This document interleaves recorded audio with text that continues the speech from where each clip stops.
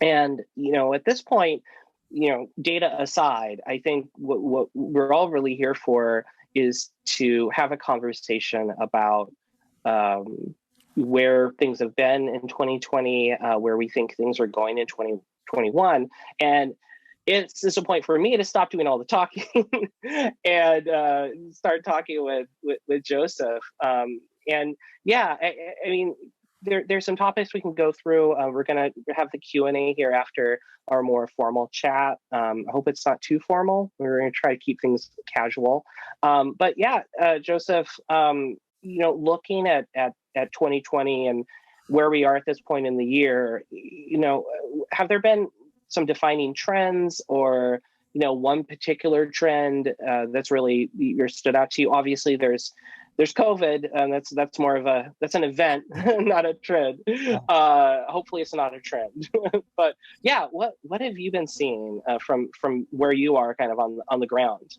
Yeah, well, I think 2020 has been just such a really extraordinary year, right? It's been so different. And I've seen, from my perspective, there are a number of really interesting trends, and I could talk about some of those. So like one, we've seen kind of splinternet, which is this acceleration of this kind of war between China and the US and India. And we're starting to see the potential for, apps to be confined to specific geographies. I think we've also seen another trend with respect to like the transition that was accelerated by coronavirus and COVID of physical discs to digital distribution, and that's going to be further accelerated when we have this new console generation. But I think the trend that is most interesting for me, and that's a lot more subtle, has been this trend that was actually, I mean, a bunch of different things got kicked off because of coronavirus, but Mm-hmm. for me, the trend that is the most interesting is kind of like this re-examination of what is a firm. And so for some of the business school geeks out there, if you remember, there was a really famous essay by this guy named Ronald Coase, who talked about the nature of the firm and why, why do you have organizations? Why do you have companies? Well, the one way of thinking about it is that, you have these kind of internal and external transaction costs. And you have companies and firms because the external transaction costs are very high.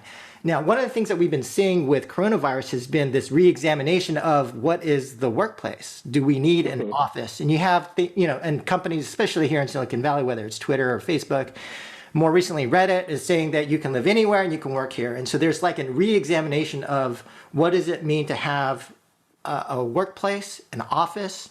But I think that if you extrapolate that thinking and kind of even more fundamentally think about, some of the thoughts behind the nature of the firm, then what does it mean to have, a kind of organization? If we were to re-examine what are the strengths of an organization and really to think about where do we get organizational advantage, right? And when we look at other industries, for example, when you look at the movie industry, or even like if you're doing construction on your home and there's a general contractor and a bunch of subcontractors, and for any specific project, kind of different parties are kind of brought together. Now, I think it's just like the beginning. I think 2020 is the beginning of this thinking behind, 5 years in the future, 10 years in the future. And when we have other technologies that could potentially evaluate and pay people, are we going to be developing games in the same way that we do today? Mm-hmm. And also just fundamentally thinking more about, I think that this trend has kind of kicked off this thinking about really shifting the focus from more product related concerns, right? What genre are we going after? What kind of monetization schemes do we have? What technology do we have? To more around how do we think about our organization? How do we build advantage? And, there was a lot of thinking about, for example, cost structure advantage with respect to, do we build in China versus the US? Well, this kind of, exacerbates that issue. And I think just more fundamentally, starting from this year, increasingly, people are going to think about not only how do we get product advantage, but how do we get Mm-hmm. organizational advantage? What does it mean to be a company? And kind of this really fundamental reevaluation is going to start to happen. And I think that that's actually going to be a good thing. It's going to lead to new kinds of structures, new kinds of forms. And whether that takes 2 years or 5 years or 10 years for this to fully manifest within the industry, I think the pivotal year, the key year where this starts to germinate and begin to take place has been this year. Mm-hmm. And that's something that you personally are dealing with right now, right? As you continue to set up LILA. Yeah. So actually, one of the reasons why we founded this company, so myself and two co-founders, was thinking about what is it actually, like this whole concept between product and organization, where we felt that there was an opportunity to really fundamentally re-examine how are processes and practices done at companies. And so, whether it's simple things like how do you structure a meeting, to, the kinds of game design documents that exist in the industry, do those make sense?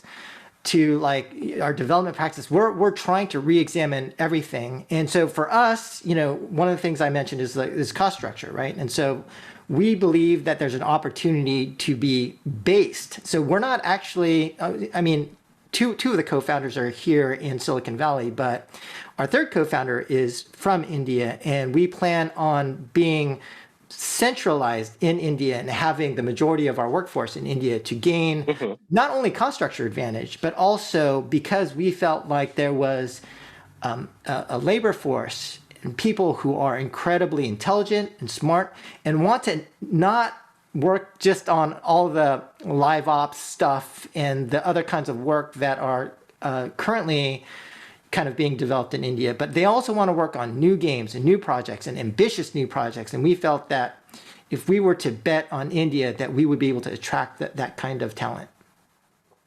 Yeah, so that's you when you kind of put it that way, it's really interesting. Are you, with looking to India in that way, can you talk a little bit, apart from some of the business reasons for looking to India, if you're looking at it as where your workforce will primarily be based, are you also looking to India as a market for your titles?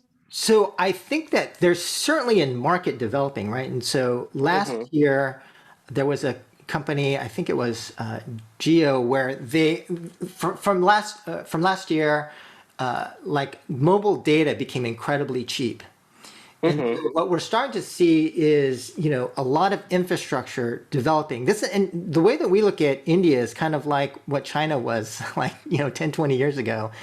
And so we definitely think that there's a market there. Now, our current product that we're working on isn't really focused on the Indian market. It's more a global market, but we do think that in the future, there are certainly going to be opportunities. And especially, I mentioned SplinterNet.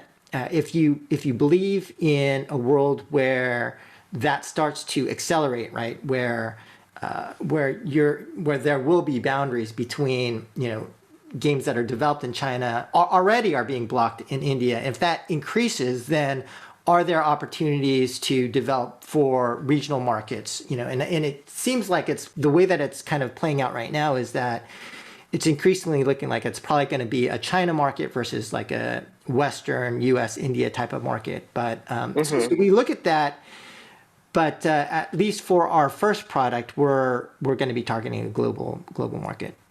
Okay, interesting. I was just curious if you were seeing something yourself and looking at the data, from Sensor Tower and elsewhere that would lead you to think that, there's been some fundamental shift and that, India is really, starting to potentially open up as a more viable market for Western publishers. Yeah, well, sort of the way that China did. Sure, yeah. Well, just looking at the Sensor Tower data for a game like, we're in the shooter market for PUBG Mobile.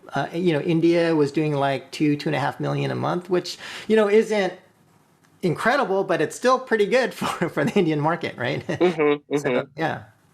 But still comparatively small, and especially in relation to, metrics like, ARPDAU and just overall revenue per download there as well. But I think to your point, when we think about optionality for a company, right? And so one of the things that we do think about is when we're looking at our company, we're certainly making a big bet on this first product for the global market, but we do, I mean, that is in the back of our minds in terms of because we'll be based there and because we'll have, the majority of our employees there, will really understand that market better.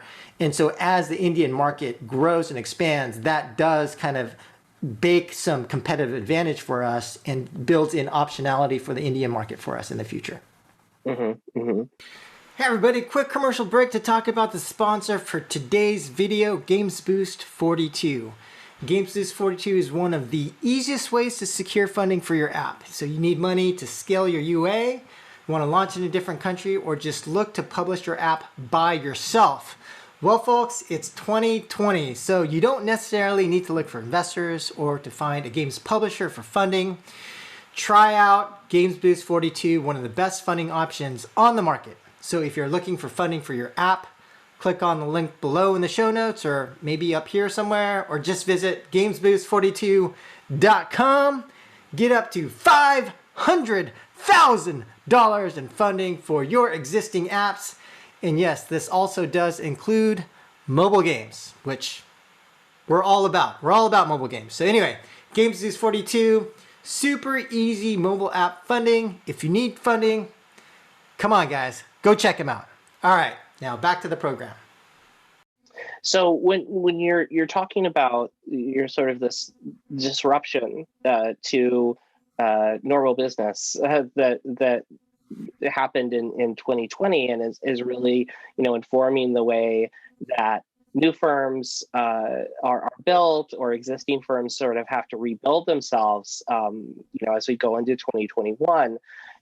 Is this something where you think that there are going to be some potentially first mover advantages or advantages for studios like yours that are remote from the outset versus some studios that have to basically turn the ship turn a pretty large ship, right, to kind of restructure, rethink themselves, right?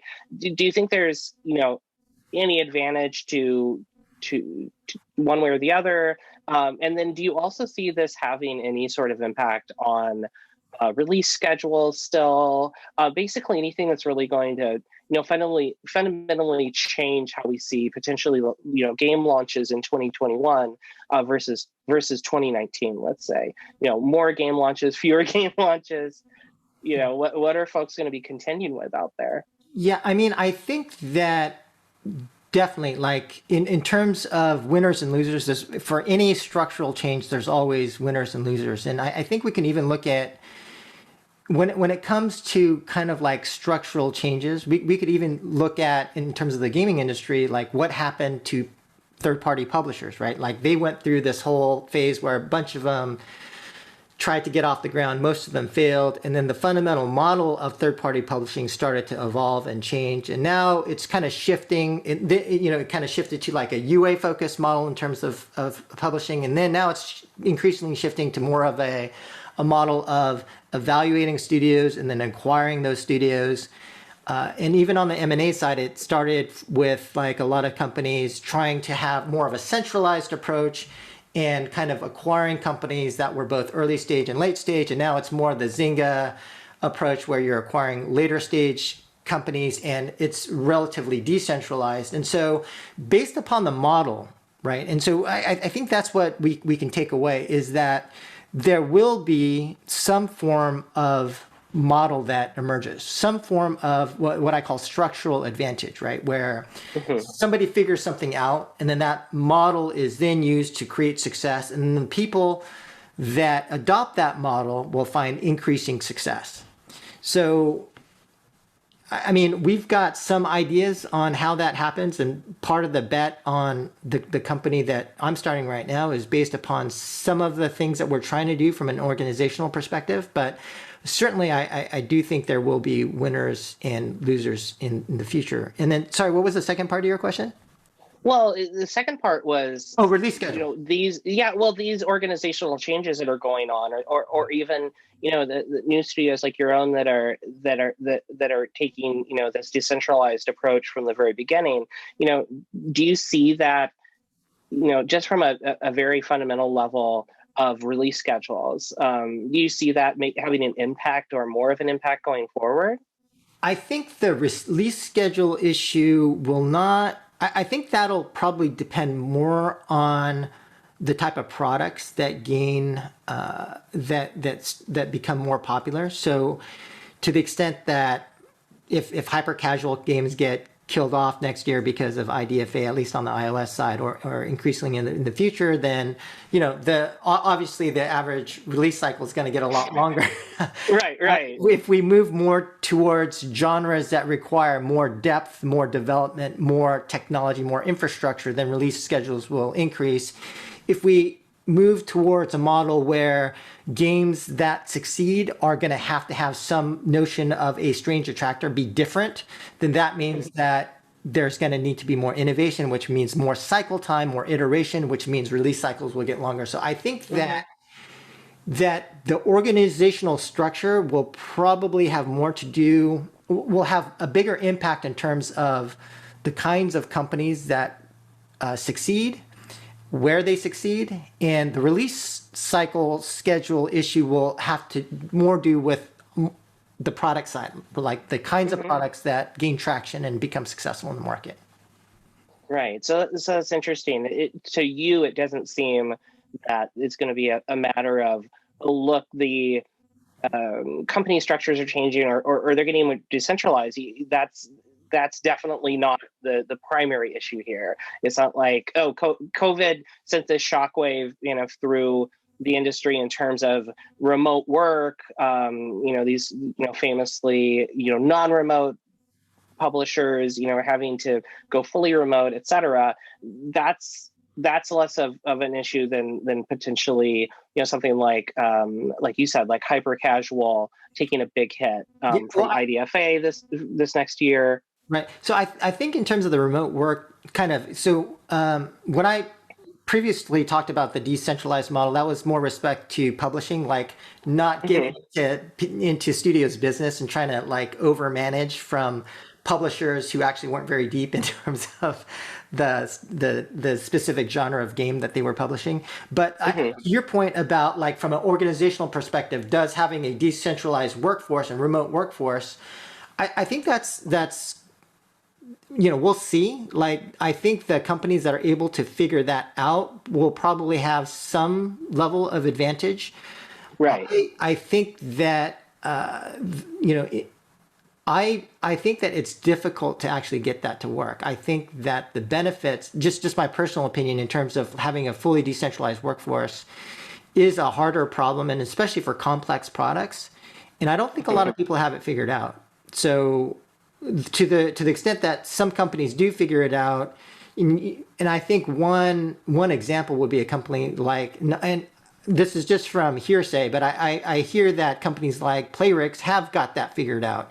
And so to some degree, there is a proof point in the market of a company that has used a decentralized approach, and with their workforce in whatever, Turkey, Ukraine, wherever those guys are, that they're able to, tap into cost structure advantage because of that. And so, there may be other companies that also figure that out and are able to be successful based upon that model. But I think that when I think about organizational advantage, that's probably not one of the major organizational changes that I think about. I think there's going to be other things that people figure out from an organizational perspective that can give them advantage, but it'll probably take a few years for this whole thing to play out. Right. So changing gears a little bit, but still going back to games, and you had actually, in your comments, you had touched on some game genres. You're talking about hyper casual. You're talking about games that have more depth, or genres that have more depth. And going back to even what you're working on, to the degree that you could talk about it. we've seen definitely in our data that multiplayer titles in 2020, especially through the summer and now in the fall, have really been seeing some impressive growth in terms of spending and user engagement and what have you. And there's something we can infer there, I think, around the data and kind of drawing some lines there that multiplayer has really taken off, right? Since there's been less social interaction, less physical interaction between consumers. Was any of that? Are you working on a multiplayer title? Was any of that kind of born out of this growth in multiplayer games, or how do you sort of see this? Do you think that single player is definitely not a direction for developers to go at the moment? Yeah, so we are working on a multiplayer title. I think, to your point, 2020 was probably helped kick off this socialization around games, which then led to the increasing popularity of a lot of multiplayer games. So yeah, generally speaking, I think single player games still have a place, and they'll still be popular. But the advantage of multiplayer, and especially like PvP oriented game, is really around the fact that you have less of a content treadmill, right? And so when you look at companies like Supercell, that's basically all they do, right? They focus on smaller games that are multiplayer, where you can have small teams that work on those games.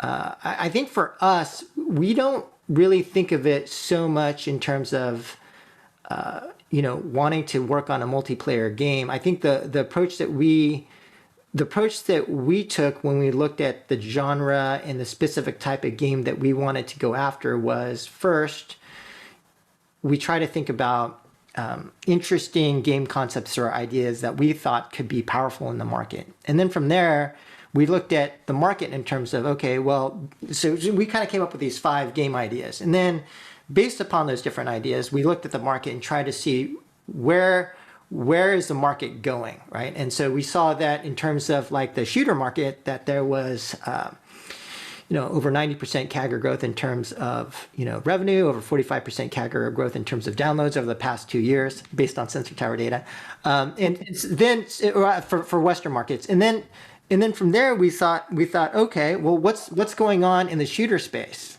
And what we saw was that, sure, there's Battle Royale, and there was Fortnite, and that really precipitated a huge influx of players into the market. But then we also thought there were other things that were happening in the market to really make shooters a very attractive market to enter. And what we thought additionally was that this is an early market, that because there's been this tremendous growth over the past 2 years, and because what we've seen, when you look at any genre of games ever in the history of the world, what you typically see, and this isn't just for games, this is for any product, but you basically see something that we call subgenre expansion, right? And so when we looked at shooters, we saw, okay, well, there's team deathmatch and there's battle royale, and that comprises over 80% of the market in terms of revenue. But when we look at every other genre, we see this notion of subgenre expansion. Look at match 3. So you had the original Candy Crush. You have basically the linear progression match 3 model. And then you had the puzzle and dragon gotcha based model. You had the light RPG seriously model. Then you had the builder playrix model. And you had all these different kind of subgenres that kind of, that basically evolved from the initial subgenre. And so for us, we felt that we're seeing this explosive growth in shooter. We don't think we can add anything to the market if we made a team deathmatch or a battle royale. And so the way that we thought about it is there something interesting and innovative and different that we can add? And let's make a bet on the next big subgenre within the shooter category overall. So that's sort of how we thought about that. Okay, so Sorry, basically, did that answer your question or? no, no, Yeah. yeah, yeah. I mean, it seems like you were really tracking the growth of shooters in general over, the past, several quarters, or, back through the, end of 2019, or the I guess even earlier than that, when Fortnite and PUBG Mobile really kind of entered the market, right? And you've been tracking that all along, but you're just seeing, like, in the data that we have in our games taxonomy for subgenres, you can take a look and see that, there's room there within the shooter genre to try something new. But I guess you're still seeing, even going into 2021, like our topic today, that the shooter genre on mobile, something that I think was really not taken very seriously before PUBG Mobile and Fortnite entered the market, is actually going maybe stronger than ever into next year. Yeah. And so I would say, just to kind of summarize the approach for us, it was like, what are interesting concepts that we think could be big games? Secondly, because we're a startup and we have limited resources, we need to be in a market where we could screw up, right? And so so Mm-hmm. based on those different ideas, we saw, okay, well, this idea in the shooter market, there's tremendous growth, which means tremendous opportunity, which means if we screw up, then we can potentially recover. Let's say we get this next subgenre wrong, we'll just pivot over to something else. Mm-hmm. And the other thing that we saw was, based upon Sensor Tower, revenue per download data, that the revenue in this category was relatively low, and it was low because if you look at the way that shooters monetize today, it's generally based upon cosmetics-driven battle pass. And so the final element in terms of our thinking around what type of game do we build is really around, do we know a secret, right? And so what I mean by that is, this is the Peter Thiel 0 to 1 concept around, big business. Big businesses are generally built upon us knowing something that the overall general market doesn't know. And so for us, we believe that we are bringing approach and a specific new innovation to the shooter space that we don't think other people in the market see. So Got it. Got it. Got it. So I wanted, before we get into Q&A, we're going a little over here, but we still definitely want to have a chance for folks to ask us questions, ask you questions, ask myself questions. Before that, though, I really think looking at 2021, I wanted to go back to something that you said earlier about, COVID and some of these genres, like and some of these titles, even like Call of Duty Mobile, etc. But the idea that 2020 has seen a lot of new players enter the market. Some of them, depending on what data you look at, some of them are first time players who've never played before. Probably, a lot of folks are being brought in just anecdotally through games like Among Us that are viral right now. But is this something in the work that you've been doing, that you've seen that 2020 really has introduced a lot of new consumers into the market? And then if so, what do you think, yourself and other game makers need to be doing, going into 2021 to sort of capitalize on that fact, if it's in fact even happening? Okay, so let me try to unpack that a little bit and address some separate things. So one, in terms of the growth of the gaming audience in 2020, yeah, that certainly happened. I think the most interesting thing about that for me personally is really around the impact on kids. So I've got 3 young kids, and I think that so certainly a lot of folks out there are playing more games, playing more on mobile. But for me, it felt like what the strongest growth has been, just anecdotally and looking at the data with a lot of kids, we saw the rise in terms of Roblox. And so the interesting thing to me is, let's say this group of kids, this generation that's 5 to 10 years old, and parents, because they were at home or whatever, are now kind of forced to get them a tablet. They're messaging other kids. They're playing a lot of these social games together. They're on Roblox. And so now we have like this younger generation of kids where the, a key social experience for them is going to be centered around games, centered around having a tablet and messaging other people and things of that nature. And so I think it's just going to be really interesting to see what that means in terms of gameplay experiences, what that means in terms of monetization, because what we've seen when we look at, the older segment of like anti-free to play, old school, I want to buy a game and get this kind of single player experience. Those older players are starting to age out. And what we've seen is that the other thing that's been increasing free to play monetization is that the younger generation of audience that's used to free-to-play models and used to monetization is growing up. And now this in 2020, this very young audience is really all in on digital social experiences, Roblox, tablet, that sort of thing. So I think for me, the most interesting thing is going to be seeing what new types of games or products or experiences are best developed to serve this upcoming generation.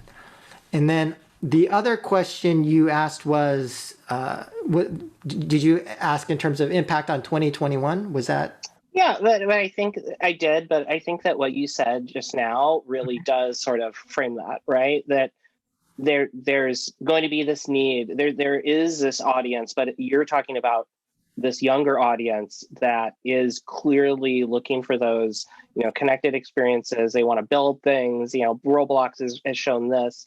They want UGC. They want to create and consume UGC. So it seems like, at least from my point of view in 2021, that or going forward, it's basically like, as you said, that as the old guard sort of ages out, how does the industry address, this new audience in the right way? But I mean, do you see anything just more immediately in 2021 that's really ties into that, or is it just more of a long-term challenge for I think game it's makers? more of a long-term challenge, but I will say that I think that there are some things that people should be keeping in mind in terms of 2021.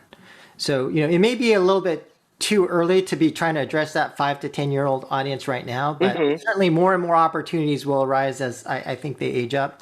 But I think in terms of 2021, the things that I would be looking for would be going back to your first question, when we talked about the impact of coronavirus on the audience, but also I think one thing to think about was the impact of coronavirus on game dev studios, right? So what would happen is that you're a game studio, coronavirus happened, all of a sudden you see this massive influx of players into your game, seeing increasing monetization into your game, and just anecdotally speaking to a lot of folks in the industry and friends that I have, I think that almost all of them were caught flat-footed. It's like, oh crap, I got all these players, what do I do?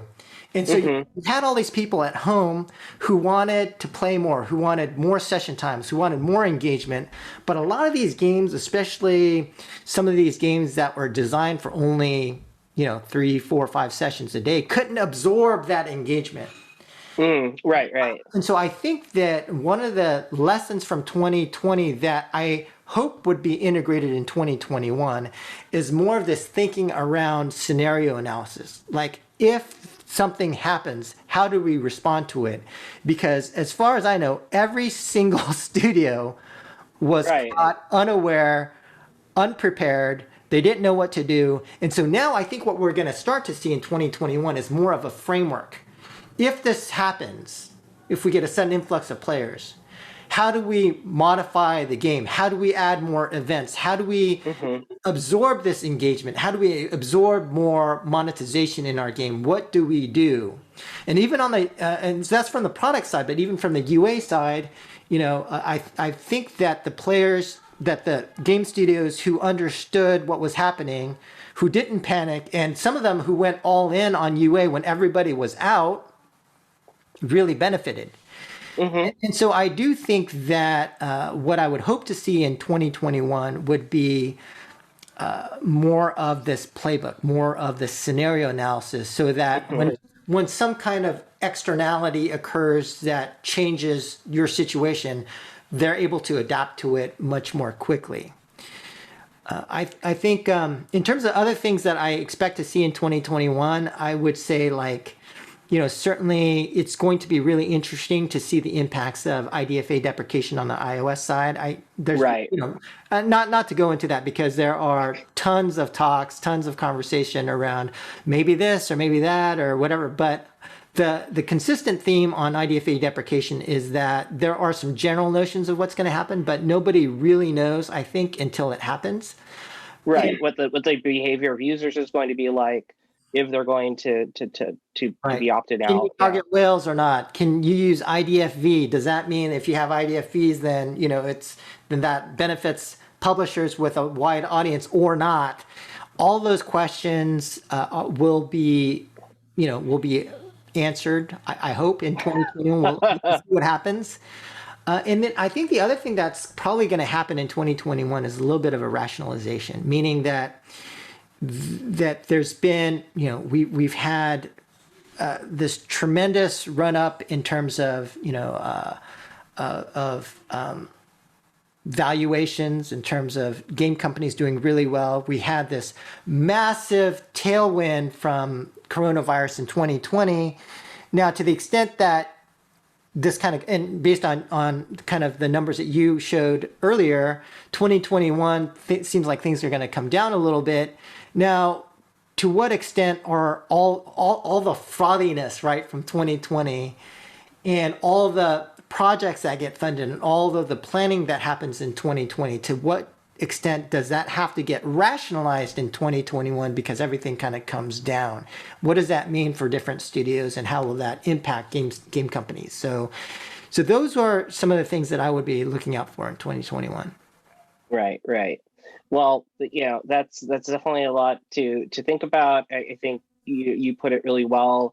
To paraphrase you, when you said that, there's basically going to be a look back when we get to next year. Across the board, there's going to be a look back at all the decisions that were made, all of the acquisitions, all of the changes in the market, all of the changes in the makeup of the consumer base, and you're just really going to have to deal with well, how do we kind of move forward from that it properly. But it sounds like a lot of studios like your own are really definitely seizing on to some of the big trends that emerged during 2020 and setting yourselves up well. It looks like we're trying to. Right. But I mean, you're making all of you're remote and distributed from the outset. You're working in a genre that is seeing just as you pointed out, and based on our data, so much growth. So yeah, it's going to be really, not to put it lightly, but really interesting to kind of see even how the first few months or the first quarter of 2021 plays out, and depending on what happens in the world at large, right, and how that affects the market. So we've obviously kind of overshot our initial plan to just talk for 30 minutes or so, but I think it's been a really interesting to hear from you and get your thoughts.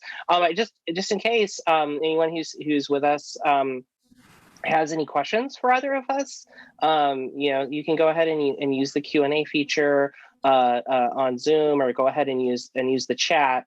Randy, there's a question that came in. Okay, what's the question? So the question is from Mana Miyu. Apart from shooters, what are the trends for mid-core games in 2021?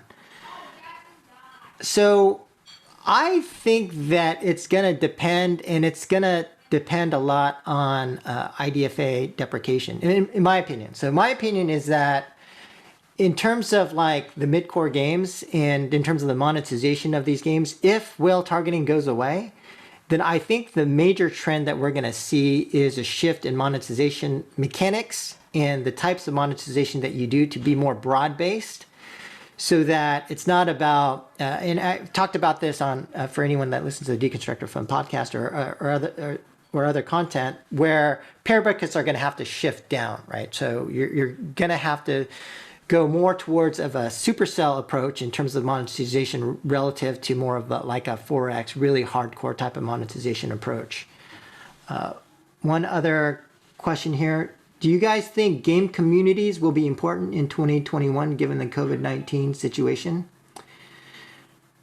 I think game communities will be very important and increasingly important, but I actually think that even more than game communities, I think right now what we're seeing is that influencers and the influencers community are going to be, I mean, they have been and will be increasingly more and more important. We saw the impact of what influencers did to Fall Guys, Among Us, back further, Apex Legends. And so I think that if we were to talk about another kind of impact or trend for 2021, I think it'll be games and game design that actually is able to embrace influencers in a deeper way, such that, because influencers are the new marketing, right? I mean, they have such a profound impact on game performance now that I think that they will be increasingly important. And in terms of the game communities themselves, as far as like communities in Discord or Reddit and things of that nature, I think that they continue to be important and they will probably be increasingly important. But I think the big driver is going to be the influencers. Randy, I don't know if you have any thoughts on that. No, I agree. I think that is really a standout aspect of 2020 that we've really seen make such a huge impact with those titles you talked about. I'm curious to ask you another question. What do you think, and how do you see that sort of playing out for mobile? I think Fall Guys, sure, as a console title, that was fairly easy for influencers and streamers to share. I think it probably helped Among Us that there's a PC version of the game, even though it's incredibly popular on mobile. Do you see that? Just going kind of out on a limb here and thinking outside the box a bit on this, do you see that, it might be important for mobile titles to have, a PC version, just so that they get in front of influencers who really, these folks might not give mobile, a second glance, right? And Randy, I think that's a very important distinction, that the impact of influencers to mobile games relative to like PC, HD console games is different, right? I mean, it's much more profound on the PC, console, HD side. But I think just based upon some of the stuff that we've been looking at, it does seem like mobile is increasingly increasing. And so while it's not quite there, and there are, it's a much bigger conversation why it's not there yet for mobile. And maybe that's a different panel with other folks to talk about. But I do think it does become increasingly important. And it may not get to the point of PC, but I think it'll get to the point where it has a pretty significant impact. Okay, that's definitely something to look forward to.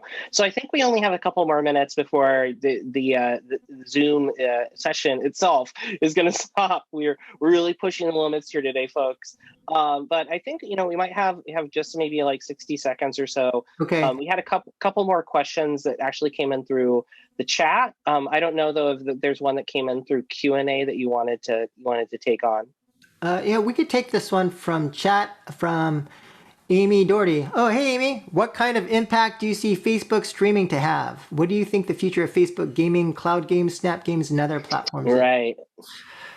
Good question. I'm a little bit, I'm not super positive on instant gaming yet. And I think that, the issue with Facebook is that a lot of developers just don't trust building stuff on the Facebook platform.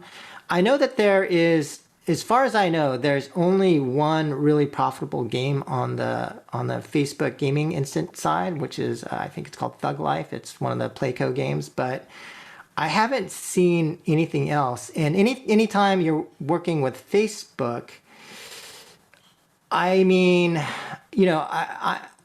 I like Facebook. I really hope that they build a new platform, but I think that they've got a lot to prove still in order for developers to trust them. And I think so instant for me.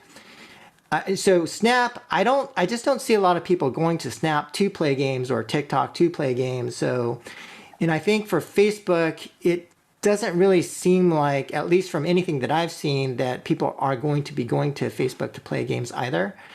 But we'll see. And I don't know a whole lot about it. So I hope they build something, because as far from a game developer perspective, we always want more platforms, more platforms, and more audience anywhere we can have it. But I'm just not particularly optimistic right now in terms of like the successes that I've seen there, and currently, the way that the market is moving against those opportunities.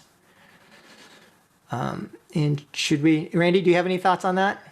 I think we definitely have to wrap up so that we can kind of say our parting words. My thoughts, I think, on that are definitely in line with yours around just sort of, these new technologies and instant gaming and cloud gaming needing to really prove themselves. We kind of haven't seen that yet. And I think we're still, early days. I mean, as much as we want those to be, big new platforms, I think it's still early days. But Joseph, thank you so much for joining today. I think I've really enjoyed this conversation. I think it's given folks a lot to think about. And I'd love to have you back again soon to talk about more trends. Great. All right. All right, everyone. Thanks for joining. And we'll see you later. All right. Thanks, folks. Bye.